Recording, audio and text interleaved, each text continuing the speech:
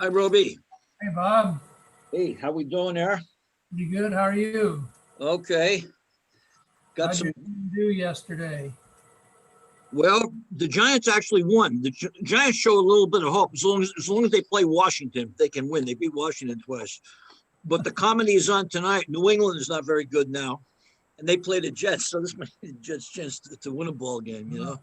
So what's with New England? They lost Brady. Was he their whole team? Yeah, they lost Brady. They've had a lot of injuries. The Oh, quarterback they brought in, Cam Newton, didn't work out apparently the way they had hoped. So I thought he was a sort of a superstar, wasn't he? yeah, he was the most valuable player in the league. But he's a running quarterback. He's been hit a lot. So, all right, I guess we're going to look at chapter 15 today, right? Right. Okay, so just give me a moment here. I've had all morning to prepare, and I didn't rack this one up yet. So just take a second.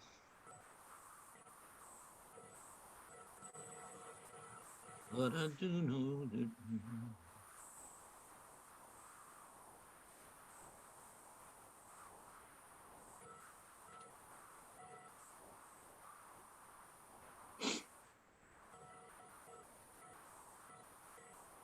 110, chapter 15.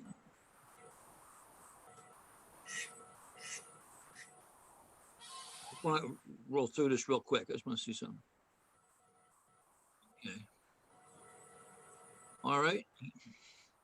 Hope you got all that. I just want to pull up one other thing.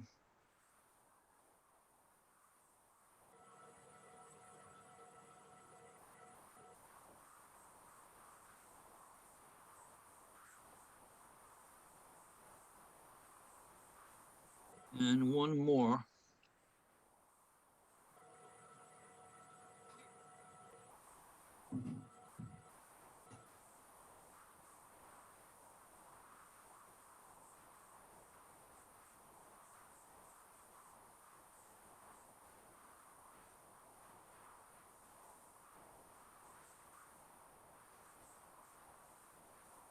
Okay, I guess we're ready here. Hold on.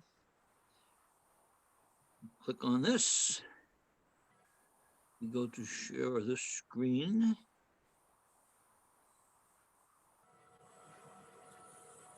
And chapter.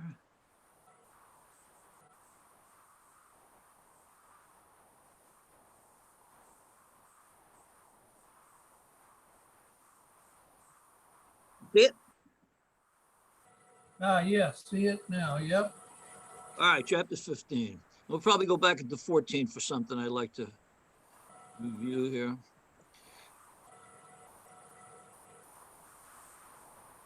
Anything happened in the news last week that you know of? Oh, nothing much. Oh, please, please get this guy out of the room. Okay, here we go. Don't want to get into that. That's okay. I'm deep into it. Yeah. I'm, on the liberal side, to say the least. And I'm so embarrassed by my classmates from high school. They've turned into almost like the. Yeah. I mean, I just. You're on my side, right? Right.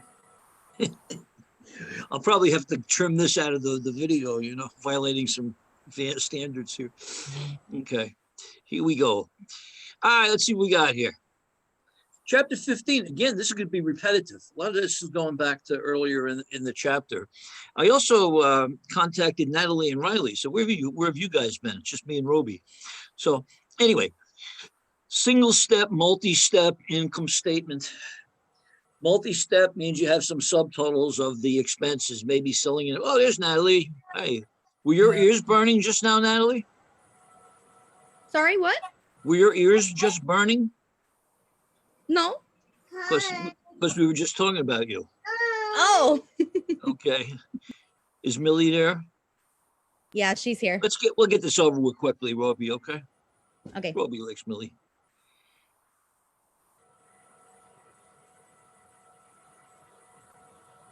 Okay. You ready to go, Natalie, here? Ready. Okay, this is going to be kind of a repeat. We're in chapter 15, and this is where we were when you walked in. I was just saying, where's Natalie when you came here? Okay, the income statement. Well, we know it's revenues and expenses, and they're talking about a single step. That's just where you see sales, and then everything listed below it, basically. Cost of sales goes with the rest of the expenses. Single step. This is kind of what you've been seeing. Revenues, it goes from revenues, gross sales to net sales. We don't have any gross sales here. Net sales, total revenues minus expenses.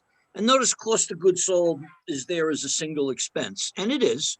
Cost of goods sold, of course, is what we paid for the item that we sold. We sold something for $100. We bought it for $30. That's the cost of goods sold. So what we're going to do here is we're going to move that cost of goods sold up and put it into a slightly different category, okay? And we're going to come up with something called gross profit or gross margin. And it's from that we're going to subtract the operating expenses. So in other words, we're going to see sales minus cost of goods sold to give us gross profit. And one of the many reasons you want to do that is cost of goods sold is a unique expense. It's what we paid for our merchandise. You kind of want it to stand on its own so that when you subtract it from the sales, you know what your profit is at that point. And then we can look at the operating expenses. Operating expenses are just what they sound like, whatever expenses are normal in running the business. You know, you have rent expense, salaries expense, insurance expense, a whole ton of things. And then we're going to break them out between selling and general and administrative. Selling expenses, anything associated with your sales department, the salaries of the salespeople, the sales commissions, advertising. They might have a credit card that they use to take potential clients out to dinner, you know. The cost of freight in, when they say delivery expense, we're talking freight out, actually, freight out. And the selling department might consist of offices all around the country if it was a bigger company. So you would have the rent on that building, maybe the mortgage payment, that type of thing would be part of the operating expense. Okay, so it's not just the salaries of the salesman and commissions. Why wouldn't, okay, yeah, I get it. Question? No, I'm just wondering why sales commissions wouldn't go into cost of goods sold. Well, no, I guess it's not a cost of the goods. No, we've already bought it by the time our guys sell it. Yeah, okay. Yeah. General and I call these general and administrative, okay? General expenses. This is just about any other expense you can think about. We're talking about the offices, the president of the company, the accounting department, the purchasing department. You know, we might have a maintenance department if it's a factory.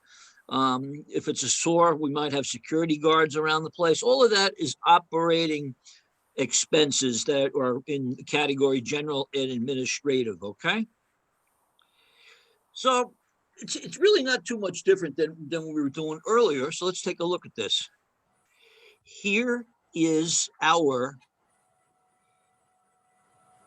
spreadsheet.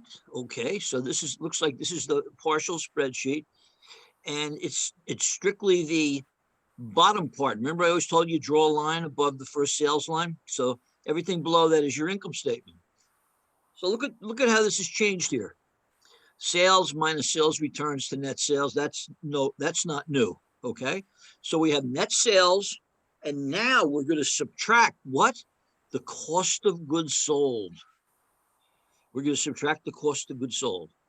We're going to compute it the same way. We're going to take the beginning inventory plus the purchases less the ending inventory, to get cost of goods sold. At that point, there's nothing different from what you've learned now. Here is the only difference. We are now going to take the cost of goods sold out of this pile of expenses and move it right up here. And we're going to take the net sales. Let me get this out of my way. We're going to take the net sales, which were 465. We're going to subtract the cost of goods sold. Looks like that's 220,600. I'm sorry, 244,300. And now we have something called gross profit. Gross profit, 220,600. So this company now has something that might prove more useful than mixing in all the expenses. At this point, this company can say, let's see, we had 465 in sales, 244 in cost of goods sold. So our cost of goods sold is more than half of our total expenses. And that's something you probably really want to know. You want to know. You can control the gross profit by buying cheaper products or selling more. You can attack that. Hi, Jamie. You're muted. How are you? Good. Welcome. Say hi to Thank you. Roby and Natalie. We got our group here. Jamie. Hi, Jamie, Roby. Hi, Natalie. Sorry, I'm staying muted just because my toddler is watching The Little Mermaid. Okay, real quick question. Are you taking 240 now too? 2:30. 230. So you're taking 110 and 230? Yeah. Good. Because okay. I saw you in the 230 class. Okay. Okay, It's go very mute. fun. We'll talk about it later. Okay. Okay. Okay, mute away. Okay. Okay, Jamie, I know you can hear me, Jamie. When you came in here, we were talking about a new presentation of the balance sheet. And if you're taking 230, I'm pretty sure you know this already, okay?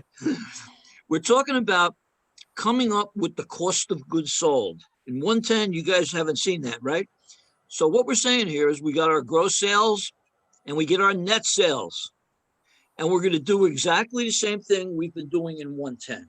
We're going to take the beginning inventory and we're going to add the purchases and we're going to subtract the ending inventory to get the cost of goods sold.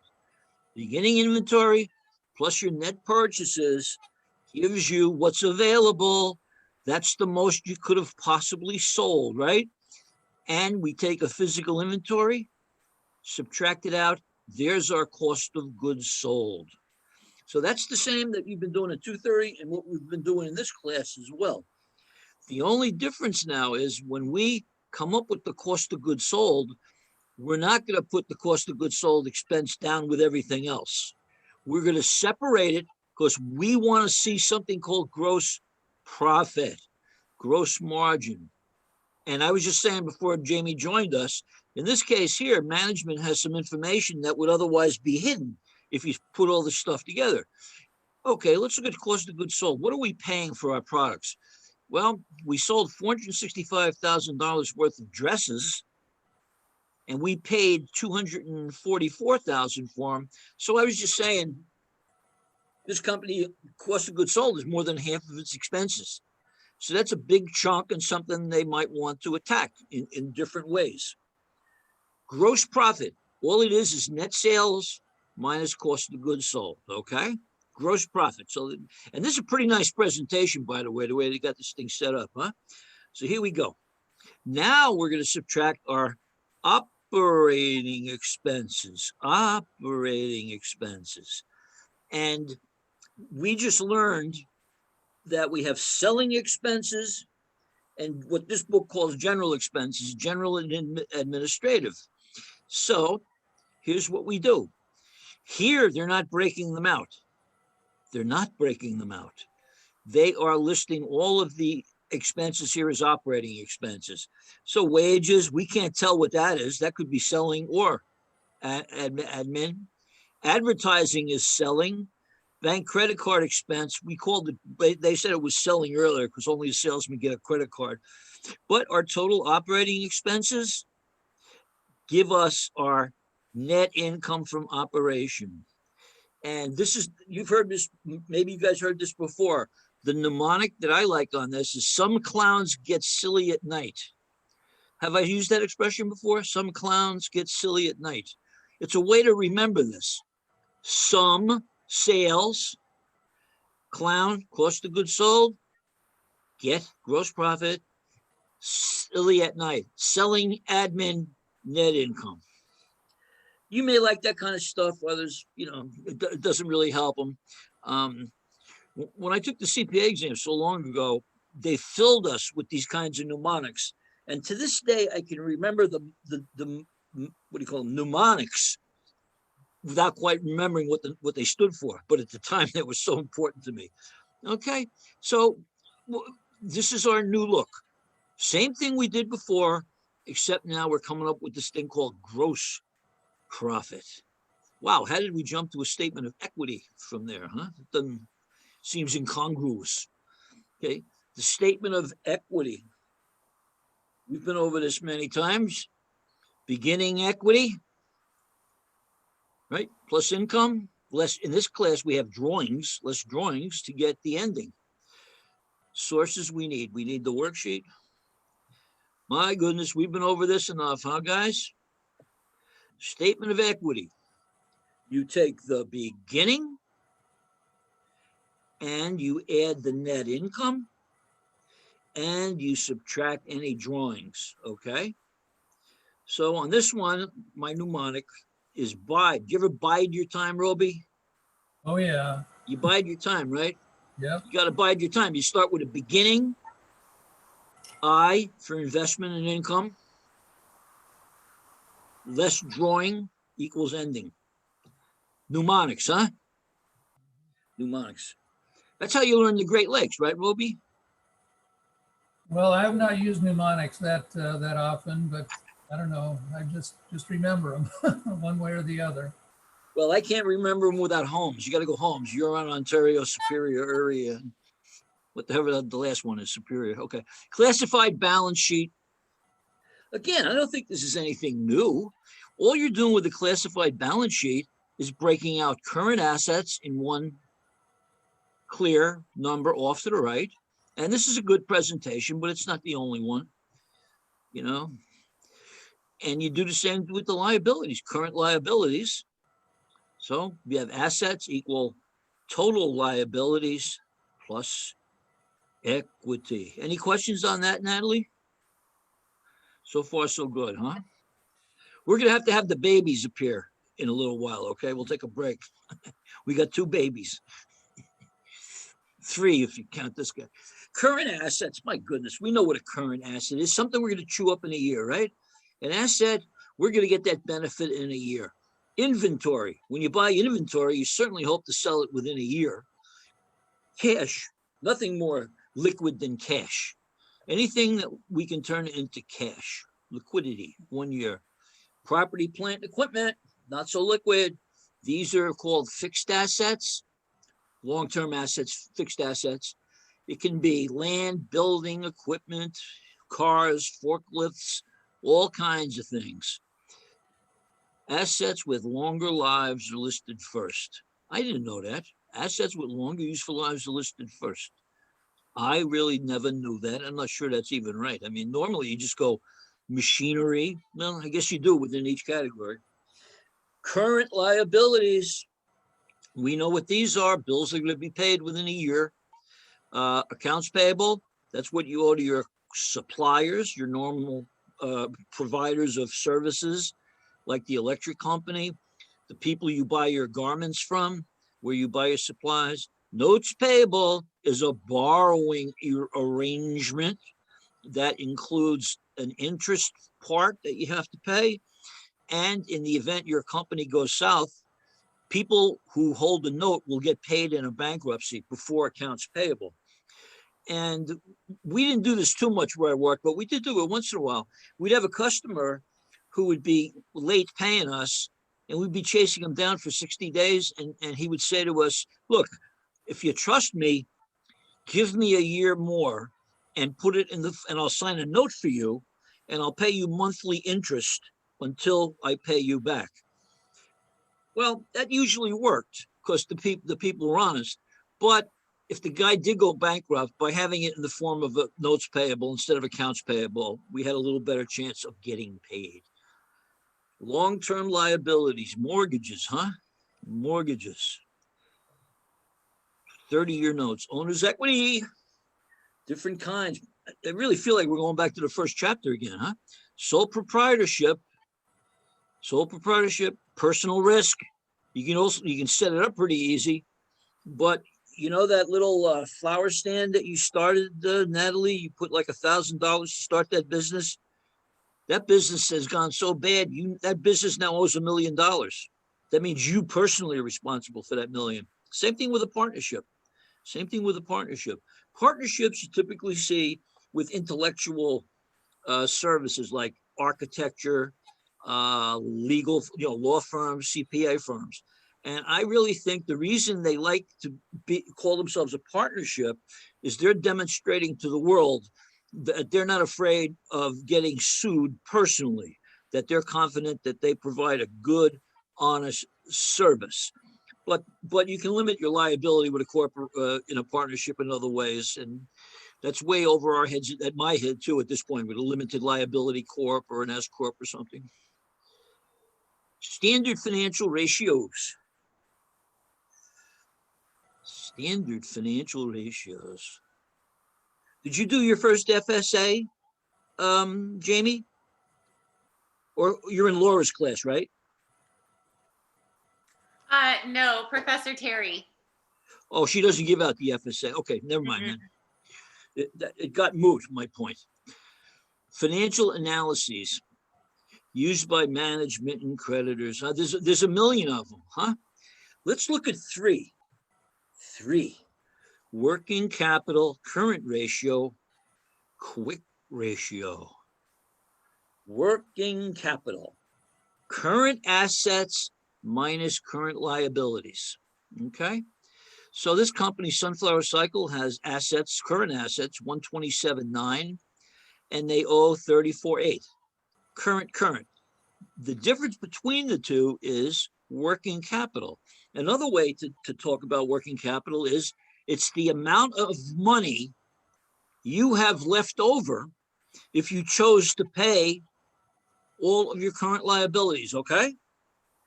Working capital. Companies look at that all the time, especially companies that might be a little bit short of cash. They're checking that all the time. Working capital. If this number was less than, less than zero, was negative, technically they're insolvent. They're insolvent. So at that point, they're going to have to sell something quick and get a little infusion of cash. You go out of business without working capital. So we're going to measure the working capital. Okay. I am hoping somebody invests in the Bob Smagula company. Okay. I'm working with a pharmaceutical company to cure baldness. Okay. We're going to come up with that before the next couple of months, we hope. Okay. And people might want to buy into my company. So they're saying 2-to-1 is probably a good ratio. I'm not going to say what's a good or bad ratio, other than statistically, the higher, the better. But so what are we doing here? We're taking the current assets, dividing them by the current liabilities. So that's 2.5-to-1. 2.5-to-1. What that means is this company would have $1.50 left for every dollar that they pay off. Okay. They will have $1.50 left for every dollar that they pay off in current liabilities. Okay. So and of course, when you divide 87 by 35, it's a percentage, but we're not going to call it that. We're going to call it this ratio, 2.5-to-1. 3.5-to-1 would be better, right? That's a lot of liquidity. 10-to-1 would be good. You know where I'm going with this question, Robbie? What if it was like 40-to-1? 40-to-1. Wow, you got a lot of current assets relative to the current liability. Yeah. If it was 40-to-1, you'd have a ton of cash, right? A ton of cash, probably. Is that good or bad, you think? Well, I don't think it's that great because that cash could be invested in something. Exactly right. Exactly right. If you have a current ratio that's ridiculously high, let's say more than 10, just to pick a number, you might have some better use for that cash, especially now with interest rates at historic lows. Next year, it's hard to believe it was that long ago. I was living in North Carolina at the time, and I bought 30-year treasury bills. I had some extra money lying around and I was a little worried about my future. Anyway, I bought these 30-year treasury bills. They pay 9%. So that's a pretty good return, right? They How long ago was this? This was 1993. Oh, okay. So it's 03. So let's see, 03. So what's that? 03, 13. So that was 27 years ago. I bought them when they're about 4 years old. Okay. My point is this. If you bought that same 30-year treasury today, I believe I heard the shocking news. It's below 1% now. Can you imagine people tying their money up like that for just a tiny percent? So the point is, if you're holding money right now, that's a problem. And corporations are still doing that. They are still very worried about what's going to happen to the economy with the presidential change, the strife in other countries. The Brexit issue in England has still not been resolved. Worried about war in Northern Ireland again. So companies are hoarding cash. When they let that cash go back into the economy, big help. That's why in the meantime, I'm getting on a little bit of a soapbox. That's why in the meantime, I strongly feel we need another big stimulus package from the government because that money will be spent immediately. Okay, we just talked about the current ratio. Let's talk about another one called the quick ratio. Quick. Here, we're going to ignore the inventory and the prepaids, basically. We're going to look at just the cash, accounts receivable, and any temporary investments. What that means, everybody, is we bought stock in another company. Our company had so much money left over. We bought 1,000 shares of IBM. We bought 1,000 shares of Apple. We bought 1,000 shares of General Motors. Those are included in the quick assets. These are the assets that are most liquid. So we're going to ignore the inventory and the prepaid. So take a look at your quick assets. Quick assets. Cash and accounts receivable mainly, huh? Cash and accounts receivable divided by the current liabilities. Here, they're talking about a 0.6 to 1 ratio. Again, I don't know if that's a good number or not. But here, if this is pretty even, you're probably in pretty decent shape, okay? Because you have inventory that you still need to sell. Hey, Jamie, is that your daughter? Obviously.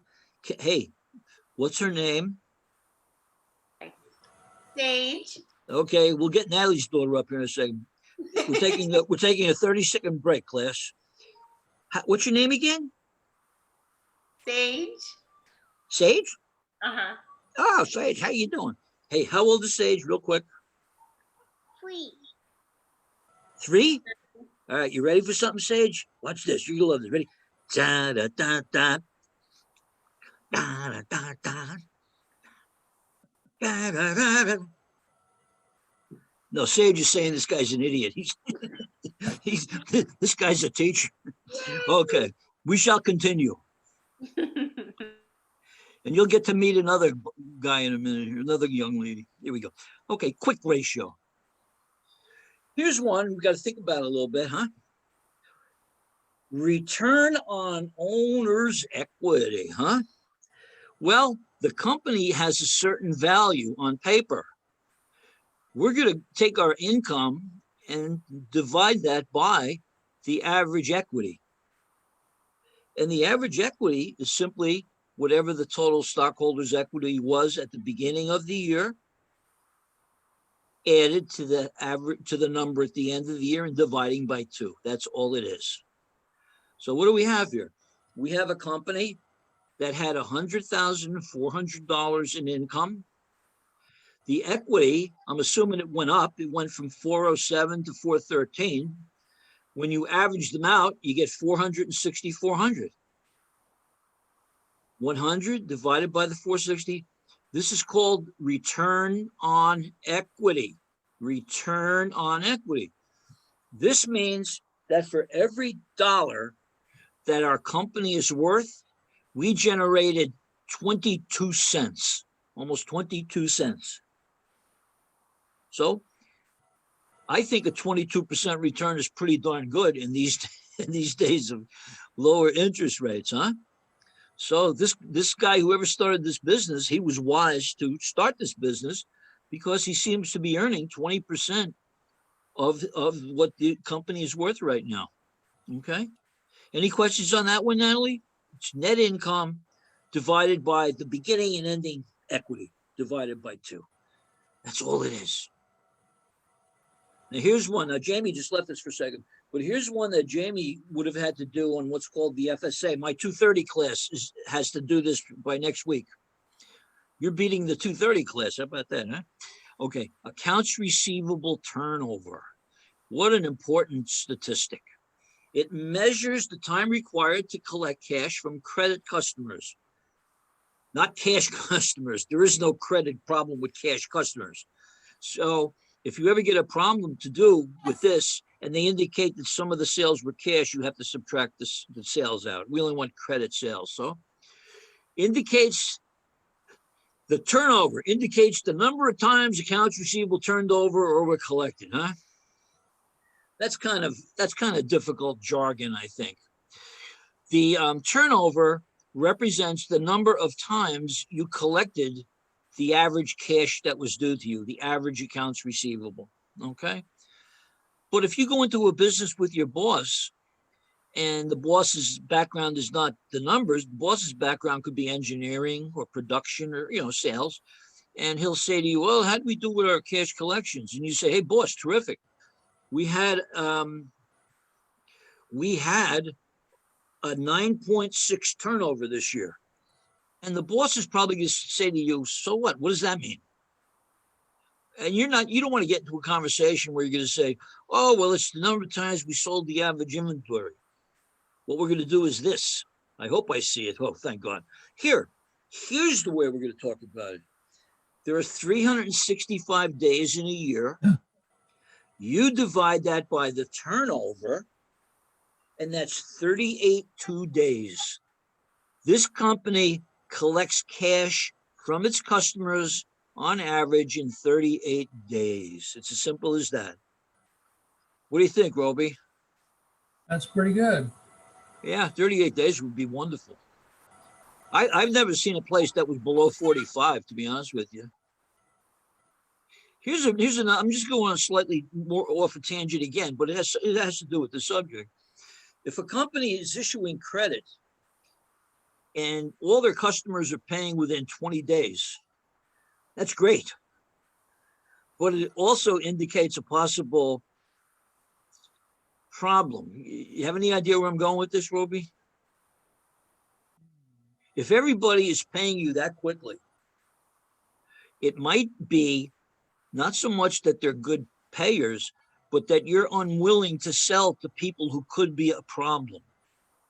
In other words, anybody can sell something to, Coca-Cola, and you're going to get paid. The trick is to sell to as many people as you can, assessing the risk of each one. So 38.2 is good. Inventory turnover. If accounts receivable turnover is the the sales divided by average accounts receivable, the inventory is going to be the total cost of goods sold divided by the average inventory. Inventory turnover. Here again, the number of times we sold the average inventory balance, okay? And again, you go to your boss, say to him or her, we got a 4.8 turnover. Don't do that. Here's the calculation. The beginning inventory plus the ending inventory divided by 2. I guess that equals 50,450. Our cost of goods sold was 244. Do you remember that when we looked at the income statement? I think they're using the same number. So we turned over the inventory 4.8 times. 4.8 times. If we divide that into a year, we get 76 days. This company needs 76 days on average from the time the merchandise arrives until it goes out the door in the form of a sale. Okay. So they're collecting money really quickly, but they have a lead time, I guess we could call this, of about 76 days. Okay. 76 days. You want the days to be as low as possible, right? And the turnover is as high as possible. One drives the other. They should probably cut back on their buying, huh? Well, yeah, I mean, it would depend on the business. Again, it could be they're selling to, it could be they're doing some custom type work that takes extra time. It could be an industry standard. I don't know. But 76 days seems like a long time before you sell your merchandise, wouldn't you think? But that's where this company is. They're great at collecting money, but when they do, but when they have to sell it, it takes a long time. Okay. I mean, you've got a lot of stuff just sitting on the shelf. Of course, it's sitting there for 76 days. Yeah. 76 days. Closing entries. Well, we've been over closing entries, but we're going to come up with a new one here. I think we already did this too. Closing entries for merchandise. It's pretty much the same except the handling of the inventory, okay? Closing process. We're going to close all income statement accounts are debited, and then all expenses get credited out, and that's going to represent our net income. We've talked about the income summary in this class. Am I correct? Or is it the first time you're seeing this? Okay, I must be mixing you up with my 230 class. So, hey, Sage, how you doing? Here we go. All right, closing entries. We're seeing this for the first time. At the end of each month, we have to take the net income and move it to capital. And we know we do that because we prepare that one report called stockholders' equity, where we buy at our time. The beginning equity plus net income minus drawings equals the new, okay? I even have a prop for your daughter, but she might be too young.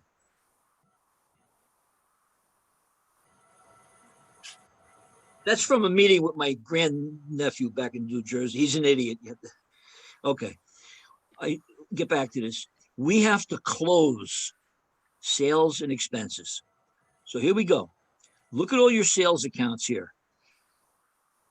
We have sales and we have interest revenue and all these things here. Anything that is on your income statement that has a credit balance. So here they're showing you the revenues. We have to close those.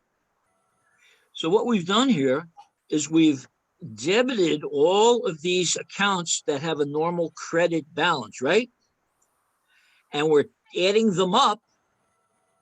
And we're calling the total of those. This is our total sales. The 450. Well, let's pretend it's total sales. I'm not going to worry about the purchase discounts and stuff. Total sales, 485, credited to income summary. Income summary is an account that will always have a zero balance at the end of the month. You're going to see it's just a closing, just a clearing account. So step one, debit all the sales. Step two, credit all the expenses. Credit all the expenses. So the difference between this credit and this debit is your net income. Would you agree, Roby? Yep.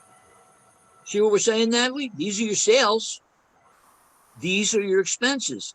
So we put the sales into income summary, and we put the expenses into income summary. So over here, remember, and so they're doing it in one journal entry here.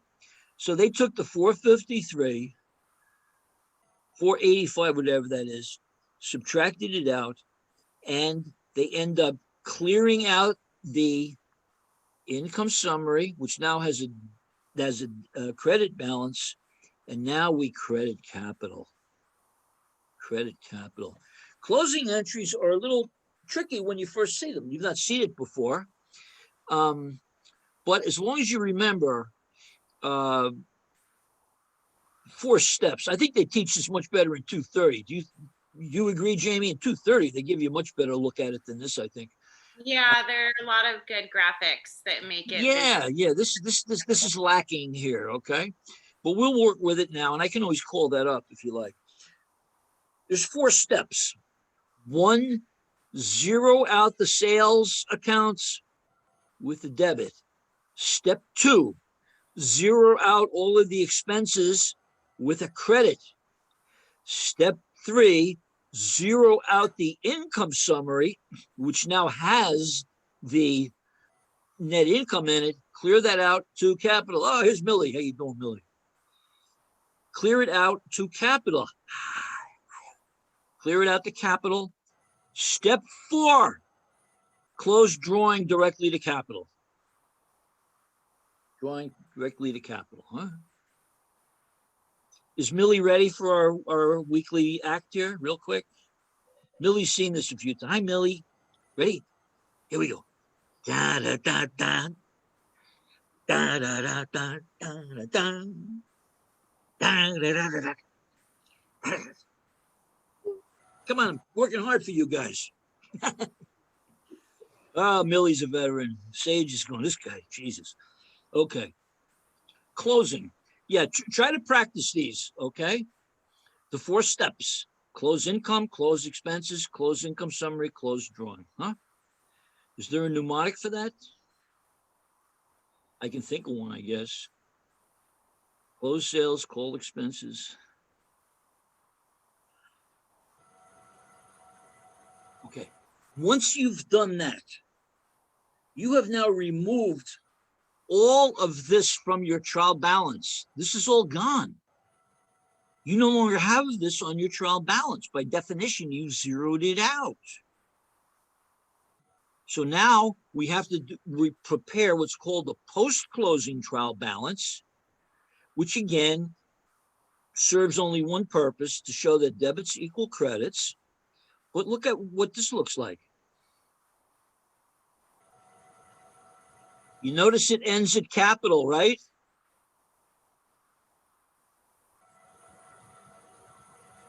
Hey, Millie, why does it end with capital? It ends with capital because we got rid of all the income statement. Thinking about this, Roby? Yeah. No sales, no expenses. Not on the post-closing trial balance. This is just a snapshot in time. You could probably think of this as just 1 second, or maybe an 8-hour period or something. The month has ended, right? And then you have maybe 3 or 4 days to do your adjusting journal entries and the closing entries, which of course you're backdating to December, say. The minute you have zeroed out all those expenses into capital, your new general ledger will reflect an opening balance without any expenses or revenues in them automatically. Okay. Closing entries tend to scare students, I think. They get a little nervous with them. I know my 230 guys are still fighting it a little bit, the new late start class. What do you think, Jamie? Did I explain that pretty clearly? Yeah, I think it makes sense. Why don't you tell them about it? Well, the way that I look at it is when you clear out, this is permanent versus temporary accounts, right? There you go. Yep. Yeah, they don't even mention that. Go ahead. Oh, okay, sorry. The permanent accounts are on the balance sheet, so they maintain a balance, whereas the temporary accounts are all in the income statement. So at the end of each period, when you credit the expenses and debit the income, it zeroes out all of the accounts on the income statement, and those are considered temporary accounts. Yeah. And now that income is in your income summary. Yeah, they don't talk about temporary and permanent, but yeah, your income statement are called temporary accounts because they only have the life of a month. Okay? They're like a fly. They only live for about a month, okay? The balance sheet goes on forever and ever. You never close out cash or anything like that, okay? Temporary and otherwise. Do we want to get into reversing entries? You've not been taught reversing entries at all, right, Jamie? We're just reading about them now. So Okay. we read about them. It was very, very surface area though. It wasn't Okay. anything really in depth. Okay, I'm gonna go through it here, but I'm not sure you guys need to know it in 110. Because if you take 230, that, like you said, they don't even go into this really, which is strange. Reversing entries are super important though. Okay, you have to prepare whenever you accrue something. Remember that wage entry when you accrued it, you debited wages and you credited wages payable. That represented the last week of the month, but you're not getting paid till next month. So you worked the last week of December, you earned $1,000. So we have to debit wages expense and credit accrued wages payable. We have to reverse that entry. And if they don't give us a good look at it here, I'm going to bail out and prepare something, more clearly. Okay, let's see if this works here. Okay, take a look at this. Look at your wages payable. Hold on a second. Hold on. Here we go. Here is the month of December. Okay? December.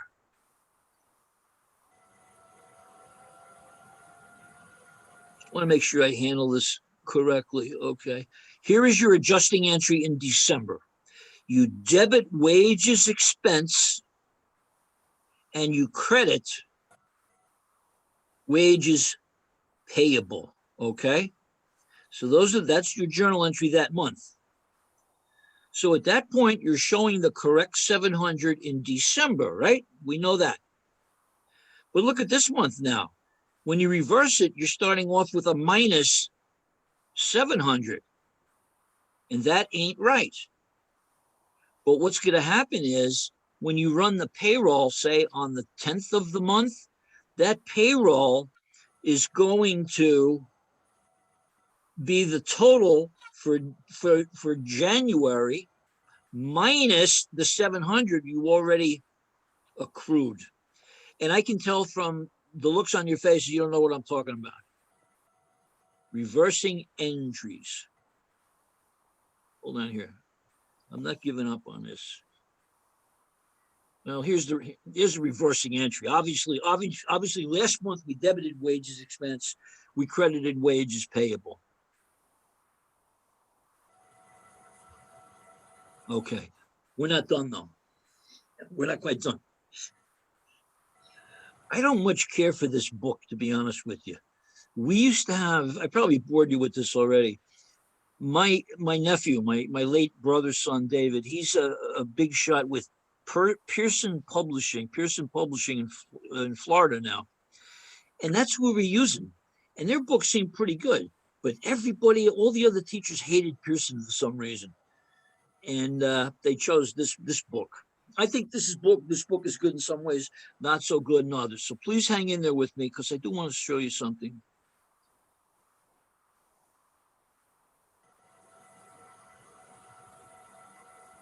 Oh, bond amortizations. That's for you. Okay. What about, okay.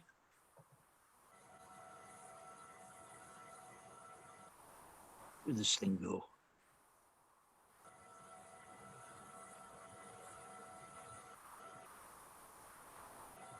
Come on.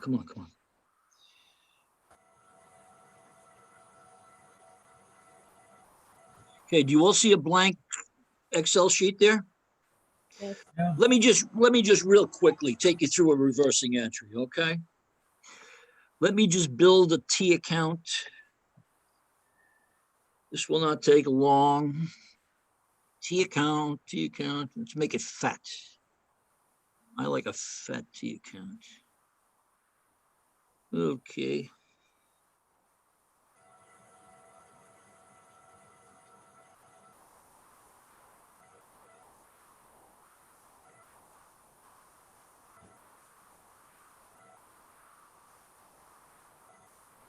Okay. Bear with me. We'll get you out of here in a little bit. Who uses Excel? You guys use it, anybody? Yeah, I use it occasionally. Jamie, Roby? Okay. Yeah. All right, real quick. Well, this is starting to get me mad with the touch.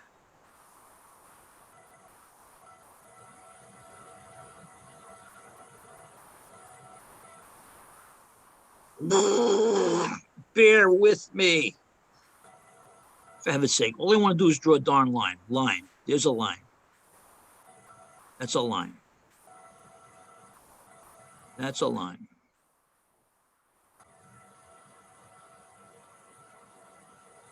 Bottom border, okay? Bottom border. Let me draw the darn T here. Quick.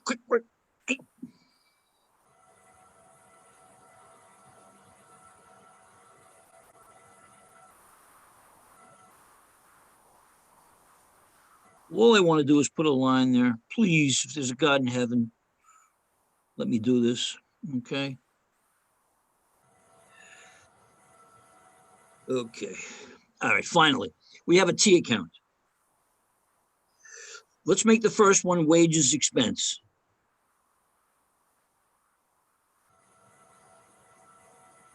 And we'll copy this over.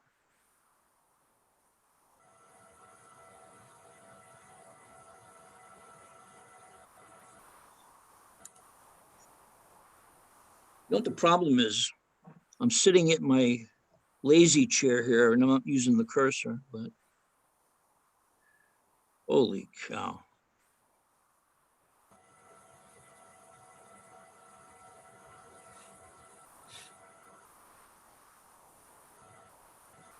All right, we can put it over here, I guess. All right, in the month of December, we debited wages payable for 700, say, okay? We had a beginning balance in the payroll of 15,000. That number represents the payroll we already paid out in process. Now, the last week of the month, you guys worked and you earned $1,200. You're not going to get paid till January. So here we debit wages expense and we're going to credit wages payable. Wages payable, okay? So we debit wages payable, debit wages expense and credit wages payable, okay? That is December. So the month end comes and we have in this expense this month, the exact right number, right, Roby? This is how much we already paid. This is how much you worked the last week, okay? So this is December. And let's put a line, double line that or something, okay? Just because we want to get rid of it here. Never mind. January comes around. The first day of January, we have to make this entry. We have to reverse the 1,200, okay? Because in January, the balance is now 0. Because we just learned we closed that. So your beginning balance in January is 0. We reverse that 1,200 out of there, and we reverse this payable. Okay? So now we're pretending we don't owe you that money anymore. We owed it to you at the end of the month, and we had to legally recognize that.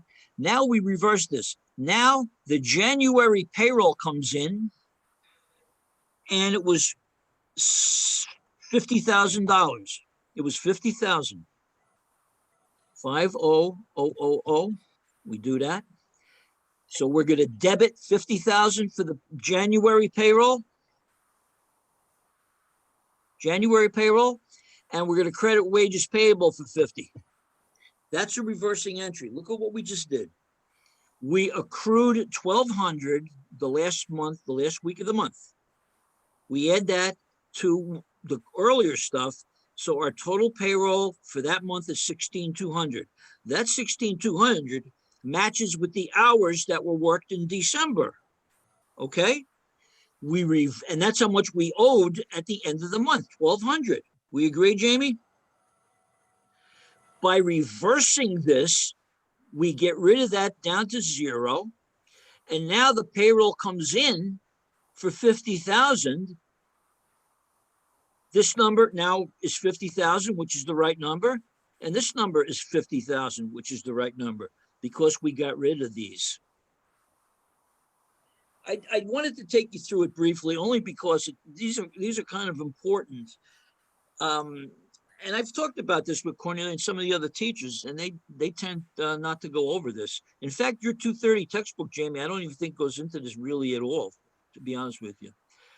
Reversing entry. It did touch on it, but it was kind of confusing, and I didn't really go into detail, like I said. So it just barely mentioned it. Yeah, usually maybe things have changed, but when I was in school, reversing entries were important. You know why I think they don't teach them? Because systems probably do this automatically now.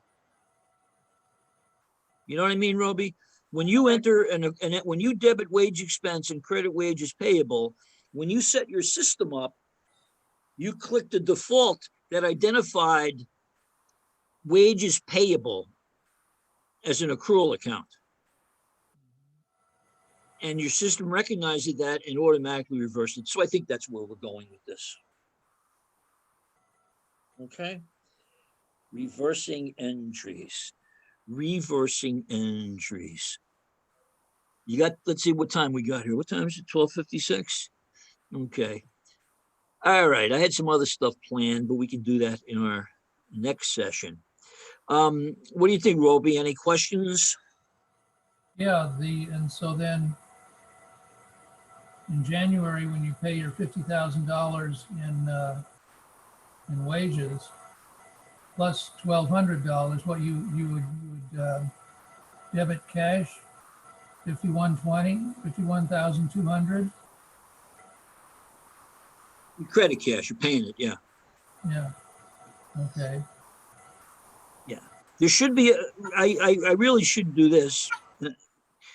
Let's call this what it should be called, accrued wages payable. That's without drawing the darn lines. Now we're going to call it we're going to call a different account called wages payable. There's a difference between accrued wages payable and wages payable. Okay. When we reversed out this $1,200, this was gone, right? We got rid of it. We got rid of it. We got rid of this and this with the reversal. Okay. So this accrued account will now have a 0 balance, and the account wages payable is where we would put the 50,000. I don't mean to confuse you any more than you already are, but usually you took that last week of the month. Let's not call it wages payable. Let's call it what it is, accrued wages payable. And whenever you see the word accrued, it is a temporary account that gets reversed the first second you open up for business the next month. So we reversed out this payable, and when we process the 50,000 for the first half of the next month, guess what? It shows up here on the debit side. Poor Jamie, you're looking at this. What? There's smoke coming out of my ears. You can't see it. I wanted to experiment with teaching the reversing entries. But suffice to say, any accrual entry gets automatically reversed. We accrued 12, right? Well, if we left that up there, we would have $1,200 sitting here as a negative. And then when we put the 50 in, we'd end up with 51,200. We'd be in essence accruing 1,200 too much. So we reverse it. We reverse it. Pretty confusing, huh, Natalie? I'm trying to follow. Following a little bit? How, Roby, make a little bit of sense? Yeah, Just if you throw down a couple quick T accounts, faster than I did here, you know, just make up a payroll number. But use these 3 different accounts because it makes it easier. Wages expense, we put 12 in wages expense and 12 in wages payable. That was December. We reversed them to get a fresh start the next month. Maybe that's the way to say it. Okay, That makes sense to me. that's a better way. That's probably a better way to express it. Thank you. I remember reversing entries, finding them very difficult, you know, back at King's College, Wilkes-Barre, Pennsylvania, many years ago. All right, well, I guess I'll leave you a little bit confused today because usually you guys walk out of here feeling good. We have to stop that, right? No, we're doing okay. Any questions, Jamie? No, I think that's all very clear now. Thank you. And I'm gonna ask another fool. I asked you this probably 3 or 4 times. Who's your teacher again in 230? Oh, Professor Terry. Oh, that's right. That's where I fixated on you in my 230 class the other day, right? Yeah, because you took over her class, right? Because she got hurt. Or our class. You notice I did not use her PowerPoints. I used mine. So. I think she's going to come back on Wednesday. Has she given you any indication she'll be teaching on Wednesday? No, she didn't. But she doesn't typically have a set lecture schedule. It changes every week. So okay. Because I asked her yesterday, what can I do for you, pal, this week? Do you need me to correct things? Do you need me to teach again?